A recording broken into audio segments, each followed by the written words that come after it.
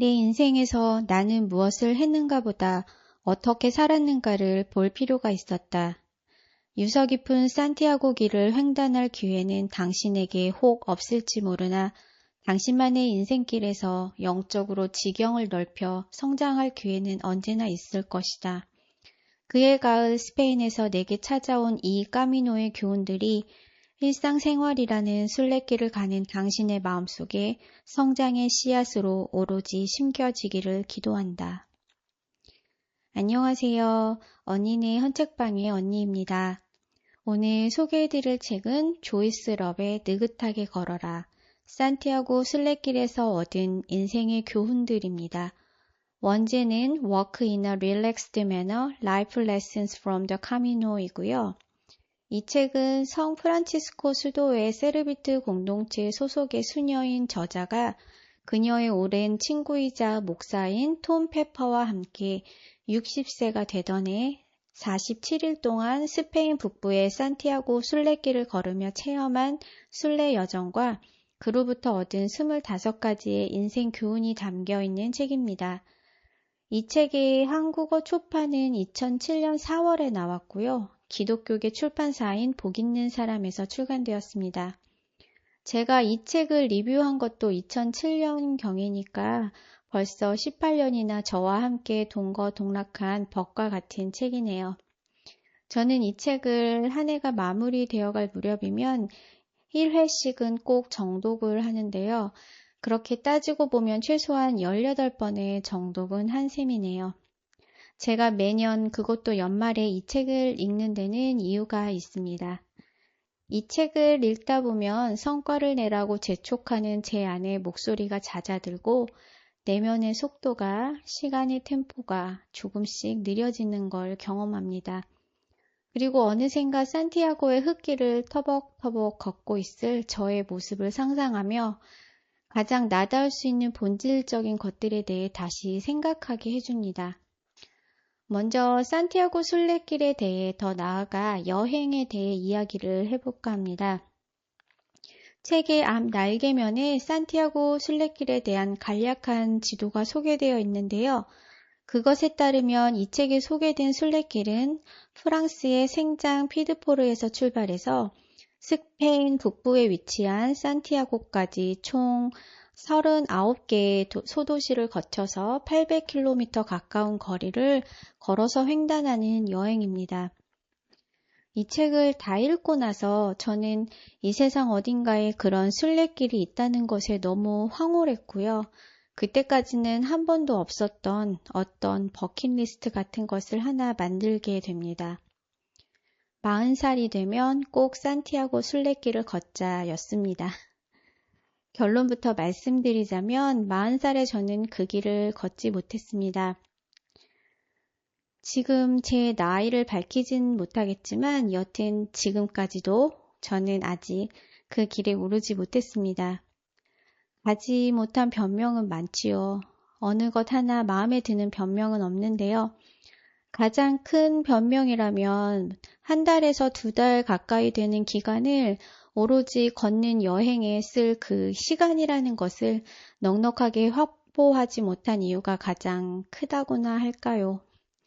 그래서 연어가 알라은 장소를 찾아 회귀하듯이 저도 매년 이맘때가 되면 이 책을 꺼내드나 싶기도 합니다.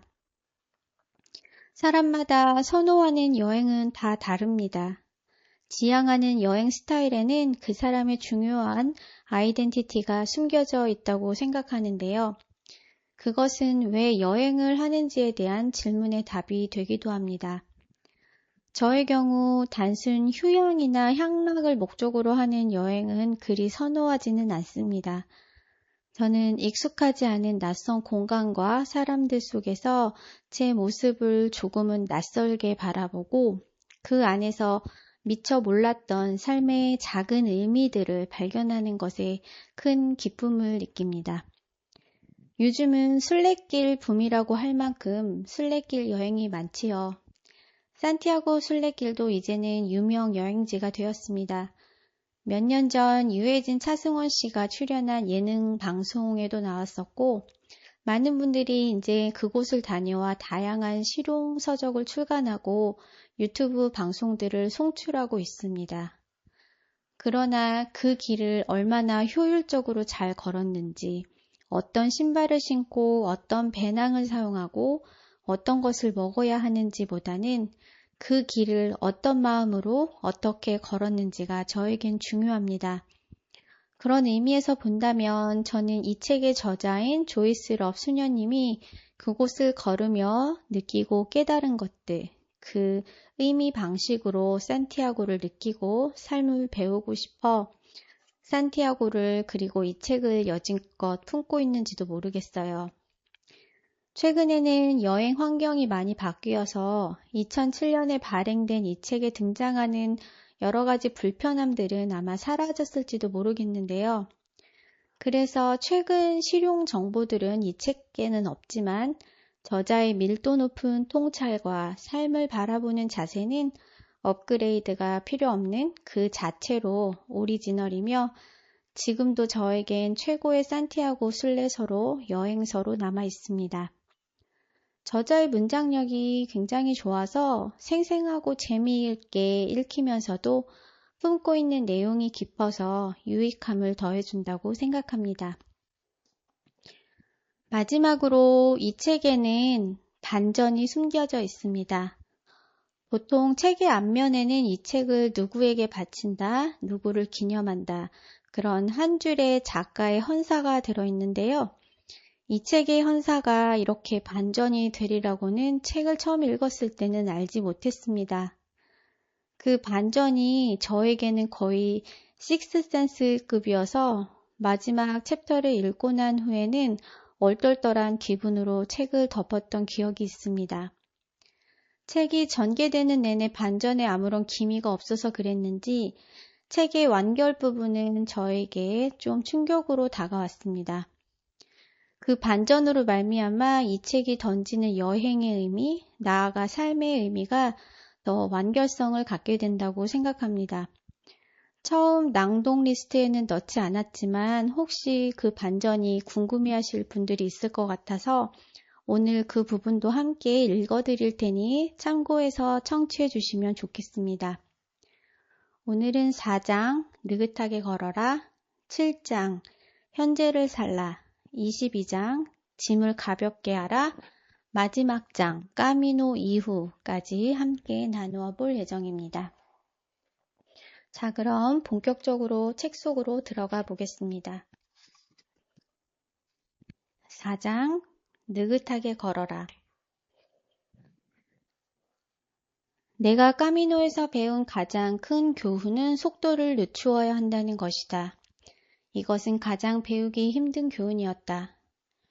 이 교훈은 우리의 스페인 행군이 시작된 초반부터 찾아왔다. 톰과 나는 첫 주를 속도에 대한 압박감 속에서 보낸 후 둘 다 피로가 쌓이고 풀이 죽어 있었다. 아이러니였다. 우리는 집과 업무로부터 이역만리 떨어져 있었고 7주 동안 할 일이나 잊지 말아야 할 것도 없었다. 아무것도 없었다. 일을 해내야 한다는 압박감에서 해방되어 느긋하게 지낼 수 있는 절호의 기회였다. 그런데 왜 우리는 다음 대피소까지 급히 서두르고 있는 것일까? 바람처럼 휙휙 우리 곁을 지나가는 다른 순례자들을 왜 우리는 따라잡으려는 것일까? 무엇 때문에 속도를 높이고 거리를 정확히 따지는 것일까? 좀처럼 충분히 쉴 시간을 갖지 않는 이유는 무엇일까? 계속 더 빨리 가야 한다는, 당일의 목적지를 향해 서둘러야 한다는 스스로 부과한 이 부담감의 근원은 무엇일까? 우리가 서두른 한 가지 큰 이유는 밤마다 숙소를 찾아야 한다는 것이었다. 날마다 우리는 같은 대피소에 묵은 일부 다른 순례자들보다 일찍 떠났지만 매번 그들은 나중에 우리를 따라잡아 앞질렀다. 우리의 걸음이 더 느렸던 것이다. 순례자들은 꼬리에 꼬리를 물고 우리 곁을 쌩쌩 지나갔다. 치미는 욕심이 더 빨리 가라고, 모든 사람과 경주를 벌이라고 나를 떠밀었다. 서두르지 않으면 틀림없이 우리만 뒤로 처질 게 뻔했다. 다른 순례자들의 서두르는 모습을 보노라면 우리의 불안이 고조되었다. 그들이 우리보다 한참 먼저 대피소에 가서 잠자리를 차지할 수 있을 터이니 말이다. 곧 알게 되겠지만 걸어서 하루거리 안에는 대피소가 2-3개 뿐이었다. 대피소마다 침대 수는 정해져 있었다. 대피소는 예약을 받지 않았으므로 부지런히 먼저 도착한 사람들은 그날 밤에 잠자리를 얻겠지만 우리 지각생들은 밀려날 것이었다. 내가 서두른 또 다른 이유는 내 속에서 날마다 점점 커지는 말없는 경쟁의 목소리였다. 톰과 나는 산티아고까지 가는 시간을 정해두었다. 정해진 시간 안에 그곳에 당도하려면 하루 평균 16km에서 19km는 걸어야 한다는 계산이 나왔다. 매일 그 평균 거리만 고수한다면 우리는 예상 목표를 무난히 달성할 자신이 있었다. 그때 빠른 속도로 휙휙 지나가는 사람들이 보였다. 그들은 매일 우리보다 몇 킬로미터씩 더 걸었다. 내 속에서 우리도 더 분발해야 한다는 질책의 음성이 들렸다. 천천히 걷는 것을 나보다 편안해하던 톰도 바짝 속도를 냈다. 순례 여정의 경쟁심이 들풀처럼 타올랐다면 누가 믿겠느냐마는 그것이 버젓한 현실이었다. 스스로 자초한 비교의 스트레스를 처리하는 것 외에 내 노화 과정을 수용하는 것도 까미노의 도전이었다. 나이 60인 내가 20, 30대 젊은이들처럼 빨리빨리 민첩하게 걸을 수는 없는 노릇이었다. 나는 더 천천히 걷고 자주 쉬고 몸을 잘 간수해야 했다. 솔직히 나는 늙은이처럼 보이고 싶지 않았다. 젊은 순례자들의 원기라고는 없이 타박타박 걷기는 싫었다. 자존심 같아서는 보란듯이 그들을 따라잡아 나도 할 수 있음을 보여주고 싶었다. 그렇게 급히 서두르는 통에 걷기 자체의 즐거움을 잃고 있음을 우리는 곧 깨달았다. 우리가 집을 떠나온 것은 모든 것에서 벗어나는 자유를 누리기 위해서였건만 우리는 그 긴장의 모양만 바꾸어 그대로 가지고 왔다. 스트레스의 장소만 바꾸었을 뿐 우리는 달라지지 않았던 것이다. 우리는 성취와 성과의 욕심과 기대에 짓눌려 계속 긴장하고 끙끙댔다. 성취야말로 우리 문화의 발전 기반이자 우리가 태어나는 순간부터 문화가 우리 안에 심어준 목표가 아니던가. 마침내 톰과 나는 충분한 대화를 통해 서두르는 스트레스가 우리 내면의 조화와 까미노의 영적 모험을 앗아간다는 결론에 이르렀다. 우리는 속도를 늦추기로 했다. 그러려면 우리의 태도와 행동을 바꾸어야 했다. 그 지혜를 나는 아일랜드 세르비트 공동체의 버나드 손이라는 수사에게서 이메일로 받았다. 순례를 마치고 돌아온 다음 날 버나드는 나에게 아주 짤막한 메일을 보내왔다. 버나드의 물집 잡힌 발을 본 한 노인이 이런 지혜를 들려주었다. 물을 더 많이 마시고 느긋하게 걸으세요. 이 짧은 조언 한마디가 버나드의 남은 순례를 완전히 바꾸어 놓았다. 속도를 늦추고 물을 더 많이 마셨더니 물집도 사라졌을 뿐 아니라 마음과 생각의 평화마저 되돌아왔던 것이다. 느긋하게 걸어라. 하지만 말처럼 하기란 쉽지 않다. 톰과 나는 생산성을 지향하는 사람, 맡은 일은 확실히 해내는 부류였다. 톰은 반쯤 은퇴했으나 아직도 너무 많은 일에 파묻혀 있었다. 나로 말하자면 답장해야 할 우편물 더미, 수련의 강연과 집필 마감일, 수많은 사회활동이 끊일 날이 없었다. 스페인으로 떠나오기 전에도 나는 2달 가까이 자리를 비우기 전에 모든 일을 해놓고 가려고 몇 달을 늘 기진맥진한 상태였다. 내적으로나 외적으로나 느긋하게 걷지 않는 한 평화를 얻을 수 없음을 나는 순례자로 사는 동안에 깨달았다. 늘 목적지 도달과 일의 성취에만 매달려 빨리빨리 서둘러야 한다는 나의 부담감이 어디서 왔는지 이제 나는 정리해야만 했다. 종교적, 사회적 기대 때문이었을까? 아니면 업무의 압박감이나 나 자신의 타고난 책임감 때문이었을까? 여러 날 까미노를 걸은 후 나는 그 모두가 종합된 결과라는 결론에 도달했다. 나의 태도와 행동에서 그것만은 정말 바꾸고 싶었다. 나는 안에서부터 속도를 늦추어야 했고 스스로 되뇌는 성취와 책임에 대한 메시지를 바꾸어야 했다. 까미노를 느긋하게 걷는 걸음은 그러한 태도 조정의 강력한 촉매제가 되었다. 일단 톰과 내가 속도를 바꾸기로 마음먹자 까미노의 나날이 우리에게 점차 다르게 다가왔다. 우리는 마음이 더 평화로워졌고 다른 순례자들의 빠른 걸음을 샘내는 대신 그들과 함께하는 시간을 즐기게 되었다. 스페인의 아름다운 시골 풍경도 그 색조와 빛깔이 더 깊어졌다.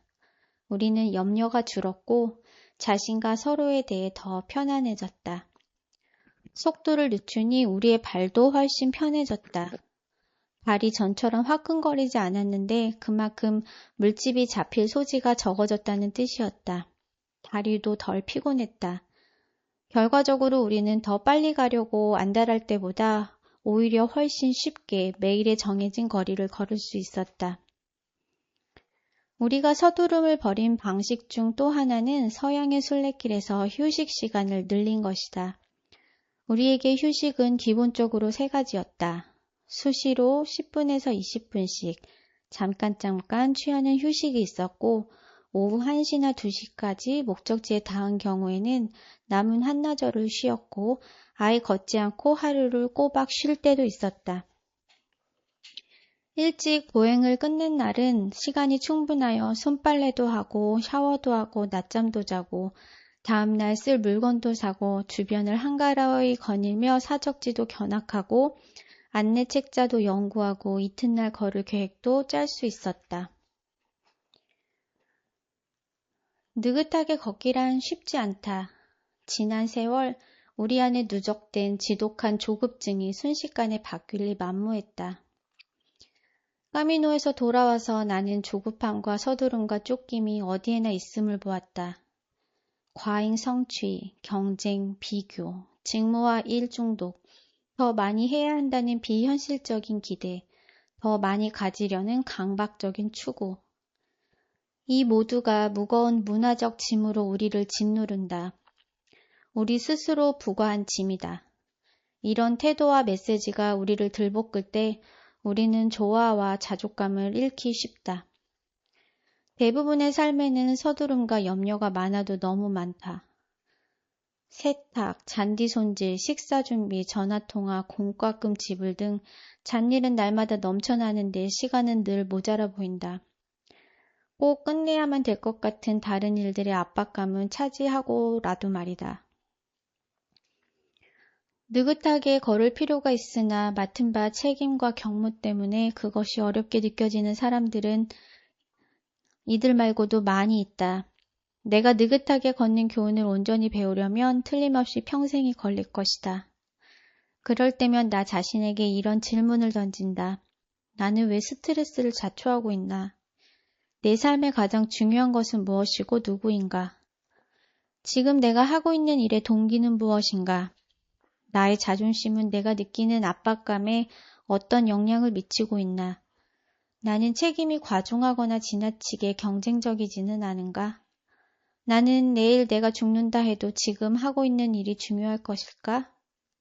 이런 질문은 내가 균형을 되찾는 데 도움이 된다.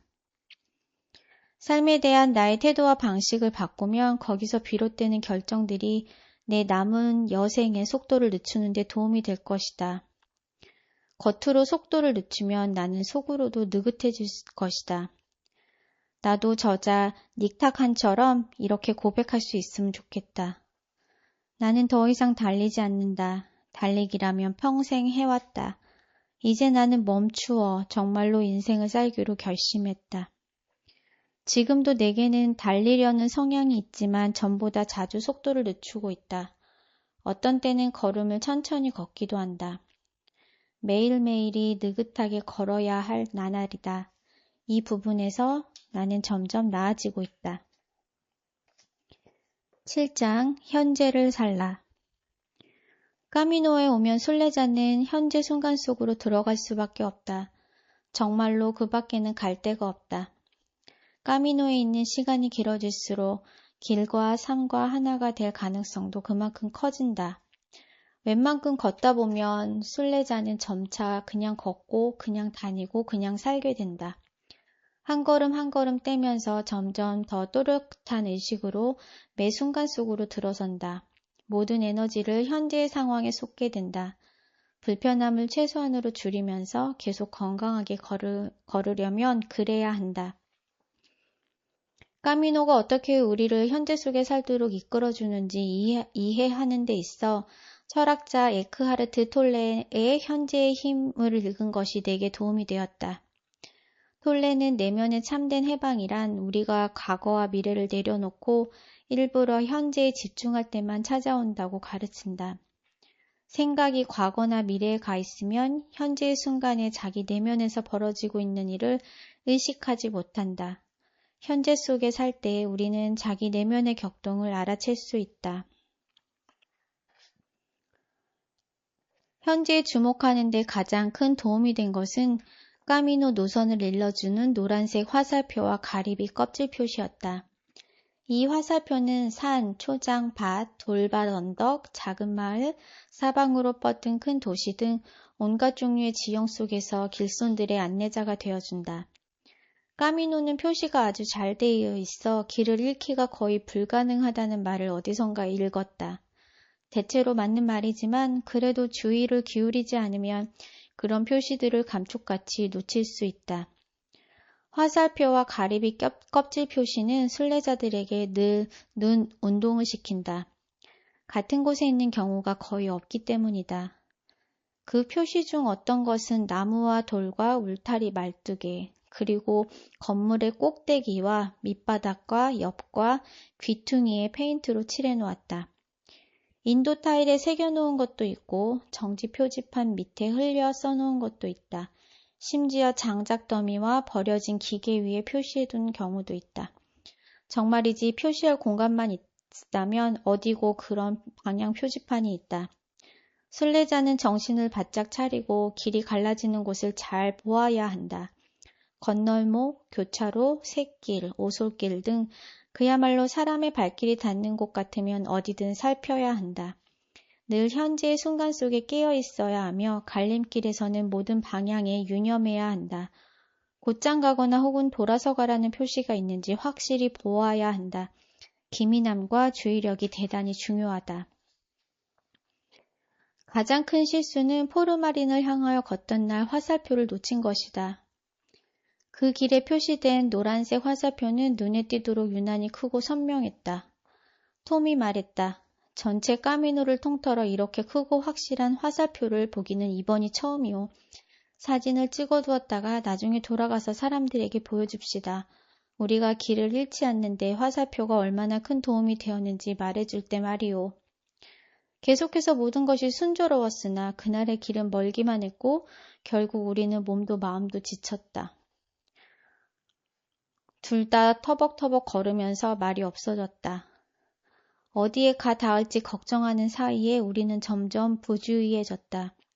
결국 나는 똑바로 전방에 있어야 할 도시가 우리 오른편에 있음을 알아차렸다. 나는 화살표를 유심히 찾기 시작했으나 하나도 보이지 않았다. 그래서 걱정이 되어 톰을 보면서 우리가 화살표를 놓쳤나 봐요 라고 말했다. 하루 종일 표지판이 유난히 크고 선명했던 터라 톰은 내 말에 의문을 제기했다. 우리는 계속 걸었다. 15분쯤 지나서는 톰도 우리가 길을 놓친 것이 분명하다고 수긍했다. 톰은 오른쪽에 작은 숲으로 자진해서 들어가서 도시로 난 오솔길을 찾아보았으나 찾지 못하고 그냥 왔다. 우리는 돌아가야 할지 계속 가야 할지를 몰랐다. 길이 휘어져 결국에는 도시로 닿아 있을 것 같아서 우리는 계속 걷기로 했다. 그때 차 한 대가 지나갔는데 운전자는 2-3km만 더 가면 정말 포르토 마린이 나온다며 우리를 안심시켜 주었다. 톰은 우리가 어디서 화살표를 놓쳤는지 계속 알아내려고 했다. 포르토 마린에 다 가도록 그는 계속 그 궁리였다. 우리가 화살표를 어떻게 놓쳤는지는 상관없었다. 내 생각은 미래에 가 있었다. 나는 대피소에 가서 쉬어야겠다는 말만 했다. 우리 둘 다 현재의 순간을 떠나 과거와 미래에 치중했으며 내면의 평안과 조화는 떠나버렸다. 포르토 마린을 떠나면서 톰이 생각에 잠긴 듯 이렇게 말했다. 나는 늘 내가 어디서 왜 잘못되었는지 알려고 하거든. 그럴 필요가 없는데도 말이오. 우리의 주의력이 부족했다는 것과 앞으로 더 조심해야 한다는 것만 알면 되겠지요. 그리고는 전진해야 되겠지요. 놓친 화살표가 어디에 있었는지 알아내려는 집착은 이제 그만 내려놓아야 되겠소. 포르토 마린 사건은 까미노의 일개 사건으로 끝나지 않았다. 그것을 통해 나는 누구라도 현재에 집중하고 주목하지 않으면 길을 잃어버린다는 것을 배웠다. 현재 주목하지 않을 때 우리는 인생 여정의 방향을 놓치게 된다. 일이 우리의 희망이나 계획대로 풀리지 않을 때 우리는 과거나 미래 속에 쉽사리 길을 잃는다. 화살표와 가리비 껍질 표시는 우리의 일상생활 가운데 길러야 하는 습관과 훈련의 상징이다. 그런 습관과 훈련이 우리를 끊임없이 현재로 돌아오게 해준다. 과거사에 매달리거나 불안스레 미래를 내려다보고 있으면 마음의 평화만 줄어들 뿐이다. 인생의 에너지는 길 가는 중에 벌어지는 일에서 솟아난다. 바로 그 자리에 우리의 인생 교훈이 있다.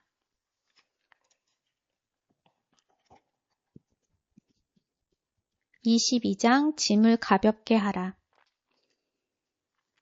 까미노에서 돌아온 날 나는 내 옷장문을 열고는 멍하니 서 있었다. 현실이 고요한 굉음으로 나를 쳤다. 7주 만에 처음으로 나는 그날 입을 옷을 결정해야 했던 것이다. 까미노에서는 옷을 고를 일이 거의 없었다. 갈아입을 옷이라고는 단 한 벌뿐이었다. 전날 입었던 옷을 도로 입을지 아니면 배낭 속에 있는 옷을 입을지 그것만 정하면 되었다. 내 앞에 있는 그 많은 옷을 보노라니 엄두가 나지 않았다. 까미노에서 나는 가볍게 다니는 것을 아주 좋아하게 되었다. 이제 나는 복잡한 세상으로 돌아가고 있었다. 소비 만능주의에 물든 세상, 특정한 방식으로 살고 멋있어 보여야 사회적으로 용인될 수 있다는 압박감이 팽배한 세상으로 돌아온 것이다. 나는 이런 삶의 방식으로 돌아가고 싶지 않았다. 까미노가 가르쳐준 단순함이 그리웠다. 자신의 내면과 주변에 제대로 초점을 맞추려면 짐을 가볍게 하는 것은 기본이다. 짐을 가볍게 하면 말할 수 없이 자유롭다. 산티아고 순례길에는 짐을 가볍게 하는 것은 필수다.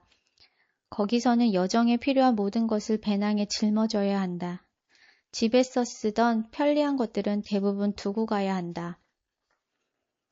배낭에 넣고 싶은 물건의 무게를 일일이 다는 과정은 제정신을 지키는 시험이었다. 그리고 약간 겸손해지는 시간이기도 했다. 나는 내 생활 방식이 제법 단순한 줄 알았다. 나는 그 생각이 엄청난 착각임을 금방 깨달았다. 가져가고 싶은 물건의 덩치가 점점 작아졌다. 알고 보니 내 짐이 정말로 많았던 것이다. 몇 주간 귀찮게 모든 물건의 무게를 잰 끝에 이윽고 내 배낭도 7.7kg으로 준비가 완료되었다. 내 옷차림은 가벼운 바지, 티셔츠, 속옷, 챙이 넓은 모자, 선글라스, 등산화, 모직 양말, 속 양말이었다. 나는 등에 배낭을 지고 허리춤 홀더에 물 한 병을 꽂았다. 홈은 지도, 소형 스페인어 사전, 까미노의 노점과 대피소 정보가 담긴 소책자 한 권을 소지했다. 우리 둘 다 점심 식사로 배낭 안에 약간의 음식을 넣고 다녔다. 작은 물건 하나만 더해져도 가볍게 다니는 데 영향을 미칠 수 있었다. 한 노인이 자기 밭에서 난 커다란 토마토를 내게 주던 날, 나는 기쁜 마음으로 그것을 내 배낭의 유일한 빈 공간인 맨 윗주머니에 넣었다. 그날 온종일 나는 목 뒤쪽이 너무 아파 심하게 고생하면서도 그 이유를 몰랐다. 나는 계속 배낭을 조정했으나 어떻게 해도 소용이 없어 보였다. 하루가 다 가고 토마토를 꺼냈을 때에야 나는 그 토마토가 배낭을 내 목 위로 내리누를 만큼 무거웠다는 것을 깨달았다. 생각해보라. 토마토 한 알이 그 모든 불편을 초래하다니. 그때부터 나는 가볍게 다닌다는 것이 단지 짐의 양의 문제가 아니라 그 짐 때문에 우리가 일상생활에 정말 중요한 일에서부터 멀어지고 있는 문제이기도 함을 주시했다. 그런 짐은 우리의 주의력을 흐트러뜨리고 시간을 잡아먹으며 종종 스트레스를 가중시킨다. 결국 그런 짐은 우리의 집중된 관심과 에너지를 과도히 요구하게 된다. 적당한 빛깔의 립스틱이나 특정한 옷가지를 찾아 쇼핑을 다니는 일. 앞으로 읽지는 않겠지만 그래도 빌려주었다가 돌려받지 못한 책이 아주 없어지지 않았음을 확인하고 싶어 끝없이 찾는 일. 쓸모없이 선반에 놓여있는 작은 수집품에서 먼지를 터는 일.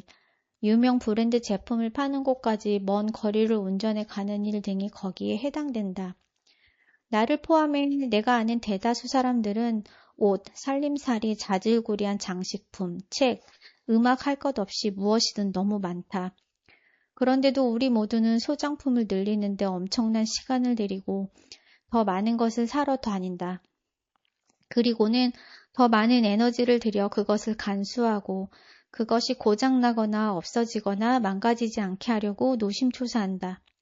이런 과잉 소유의 습성은 무의식 중에 우리 자신을 삶의 더 깊은 차원에서 벌어지는 일에서부터 멀어지게 하려는 방편일 경우가 많다. 거기에 막혀 우리는 더 큰 의미를 찾을 수 있는 기회, 생각과 마음에 더 충만한 평화를 찾을 수 있는 기회에 들어서지 못한다.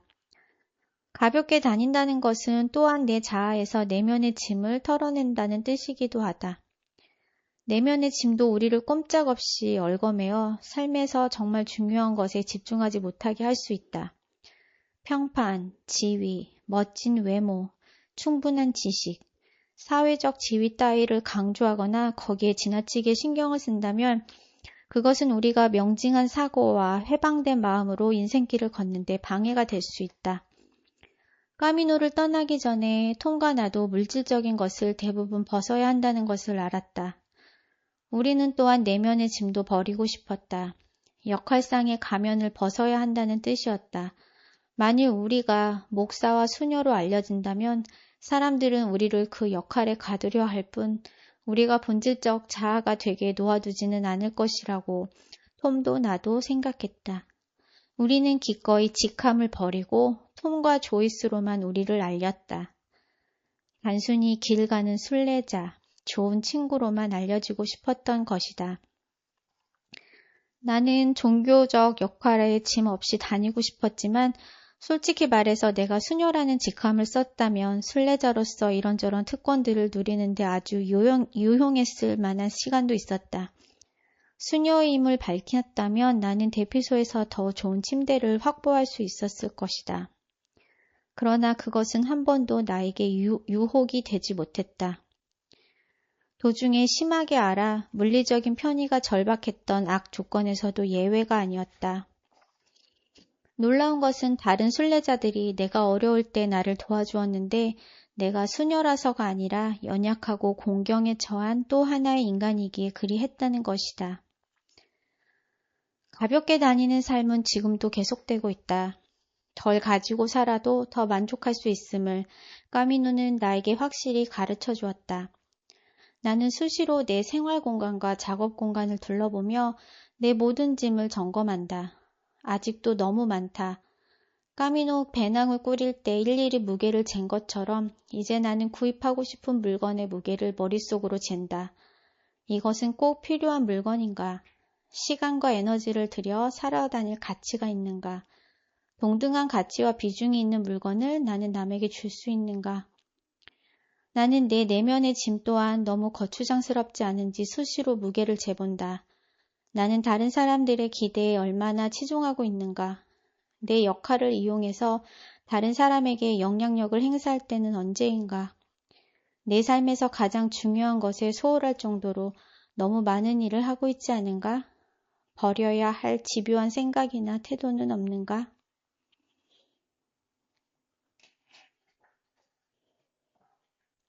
까미노 이후 돌아와서도 또다시 걷는 것이 나에게 극히 중요한 일이 될 줄을 나는 미처 몰랐다. 내 몸은 내 영혼의 동반자가 되어 함께 내적 치유를 이루어 갈 것이었다. 일정한 보행 동작의 위로와 위안이 나에게 간절히 필요한 시점이 오고 있었다. 까미노의 그 마지막 날에는 이 비밀이 나에게 모습을 감추고 있었으나 그 다음 주에 피니스테레에서 쉬는 동안에는 그 기미가 힐끗 보였다. 그날 오후에도 나는 바닷가 바위에 앉아 있었다. 밑을 보니 내 발집개에 마른 잿빛 가지가 몇 개 보였다. 그 작은 식물은 커다란 돌의 틈바구니에 돋아났다가 나중에 소금물 때문인지 아니면 계절이 바뀌어서인지 죽음을 맞았다. 죽은 가지 옆에는 조그만 푸른 식물이 있었는데 그 위에 달린 가냘픈 꽃도 보았다. 이 가녀른 식물은 비바람에 시달리는 바위 틈에서도 용케 목숨을 부지하며 자라고 있었다. 나는 잿빛가지를 하나 집어들었다. 내 손 안에 갈색 죽음이 놓여 있었다. 그렇게 죽음이 나의 관심을 사로잡았다. 저리 가. 나는 종말과의 대면을 피하고 싶어 그렇게 외마디 소리를 질렀다. 나를 애워싸며 슬그머니 마술을 뻗쳐오는 슬픔과 우울이 나는 싫었지만 울적한 기분은 그 위력으로 나에게 꽉 달라붙었다. 거기에 귀를 기울여야만 한다는 것을 나는 알았다. 거기 바위 위에서 나는 삶과 죽음을 생각했다. 나의 60년 인생을 응시했고 내가 어떤 사람이 되었는지 돌아보았고 여생을 어떻게 살고 싶은지 생각해 보았다. 아직도 성장할 부분이 많다고 생각하자 나는 내 삶의 소중한 것들이 생각났고 죽음으로 말미암아 그것들을 잃을 수도 있다는 생각이 들었다. 묵상 중에 한 번 나는 톰이 햇볕 아래 쉬고 있는 해변 쪽을 건너다 보았다. 생각해보면 톰은 나에게 얼마나 소중한 사람이 되었으며 길 위에서 순례자로 살던 6주 동안 우리의 우정은 얼마나 자라고 깊어졌던가. 나에게 톰은 친절하고 자애로운 인간이 된다는 것의 의미를 보여주는 놀라운 증인이었다. 톰의 선이 나의 선을 부추겼다.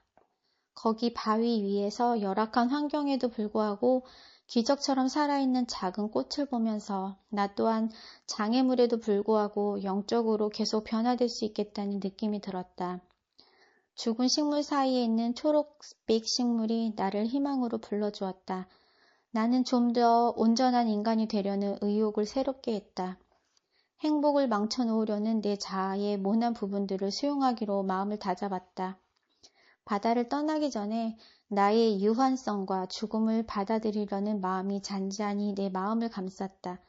동시에 나는 내 모난 부분들의 끊임없는 도전도 수용했고 필요하다면 무엇이든 내려놓겠다는 생각도 다졌다. 우리는 자신을 기다리고 있는 앞날을 다 알지 못하며 직관이 귀뜸해주는 메시지를 다 듣지도 못하거니와 어쩌면 그것이 가장 좋을지도 모른다. 그날 죽음을 생각하면서도 나는 그것이 나의 죽음에 관한 것이 아님을 몰랐다. 그것은 톰의 죽음에 관한 것이었다. 까미노에 다녀온 지 6개월 후인 이듬해 4월, 톰은 뇌출혈로 세상을 떠났다. 톰에게 산티아고 길에서 순례자로 살았던 그 소중한 몇 주는 자신의 죽음을 위한 영적인 준비였다. 지금 돌아보면 산티아고 길의 한 걸음 한 걸음이 본향을 향한 마지막 순례길에 톰을 준비시켜주는 걸음이었다. 까미노는 나에게도 하나의 준비였다. 그의 죽음은 나에게 말할 수 없는 충격이었다. 나에게 내려놓으라고 도전하던 까미노의 모든 교훈들, 바로 그 힘에 의지하여 나는 톰을 떠나보내야 할 때 떠나보낼 수 있었다. 톰이 죽은 후에도 나는 계속해서 날마다 걸었다. 내 곁에 그가 없다는 것이 심장을 도려낼 듯 아팠지만 그래도 걸었다. 아이러니지만 걸을 때마다 톰의 부재가 확인된 것만큼이나 그 꾸준히 걷고 있는 것은 사별의 아픔을 달래는 나에게 그 어떤 것보다도 큰 위로가 되어 주었다. 내 몸동작의 일정한 리듬은 내가 생각과 마음의 초점을 지킬 수 있게 해주었고 주변의 자연은 나의 슬픔을 달래주었다. 까미노의 수많은 추억과 교훈이 되살아나 나를 위로해 주었다.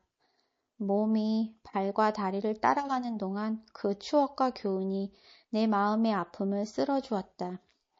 톰은 몸으로는 떠났지만 그의 웃음과 조언과 격려와 지혜는 언제나 내 곁에 있다. 산티아고 가는 길은 이제 저만치 내 뒤에 있다. 눈을 감으면 멋진 동반자가 되어 그 길을 걸어가는 톰과 내가 보인다. 우리는 아름다운 까미노의 산과 계곡을 걷고 있다. 다시 눈을 뜨면 내가 있는 곳이 보인다. 까미노가 아니라 여기이다. 나 혼자다. 하지만 혼자가 아니다. 나는 순례자 공동체와 연합되어 있다. 계속되는 인생길을 방향과 목표의식을 가지고 걷는 모든 사람들과 연합되어 있다. 사랑이 영원하듯이 까미노의 선물도 영원할 것이다. 모든 순례자는 그것을 안다. 오늘의 책 읽기는 여기까지 하겠습니다.